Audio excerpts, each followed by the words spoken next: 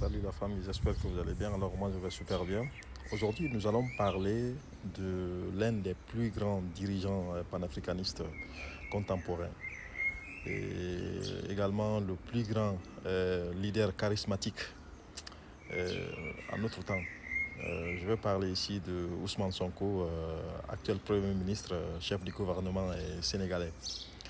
Vous le savez bien qu'il a effectué récemment une visite de travail d'amitié sur le sol burkinabé, où il a participé à l'inauguration du mausolée de l'un des plus grands panafricanistes également, président camarade Thomas Isidore Noël Sankara. Et ensuite, il a aussi fait une interview dans laquelle forcément il n'a pas massé ses mots. Vous le savez très bien, c'est l'un des dirigeants qui dit ce qu'il pense, quitte à contourner toutes les procédures protocolaires pour dire réellement les réalités africaines. Il a parlé de l'unisson et surtout aussi du panafricanisme. Parce que, vous savez, ces derniers temps, on le prenait comme quelqu'un qui n'était plus panafricaniste. Et il a réitéré son engagement face à l'unité africaine.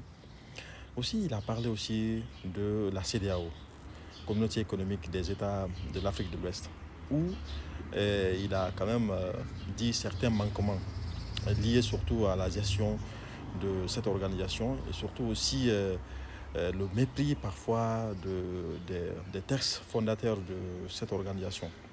Vous savez, le Mali, le Niger et le Burkina se sont retirés de cette organisation compte tenu de sa, si vous voulez, sa complexité et surtout aussi son double jeu également. Donc, Ousmane Sonko, d'après l'interview qu'il a eu à tenir, souhaite quand même que le Mali, le Burkina et le Niger puissent encore réintégrer cette organisation. Mais il a quand même par ailleurs essayé aussi à dire réellement son inquiétude, ce qui, ma foi, est une bonne chose. Parce que vous savez, les jeunes leaders charismatiques comme les Ousmane Sonko, qui disent ce qu'ils pensent, parfois peuvent forcément aider à l'Afrique, surtout à la communauté africaine, à la communauté ouest-africaine de se réinventer, de se réorganiser pour permettre au peuple, en tout cas, d'aller de l'avant.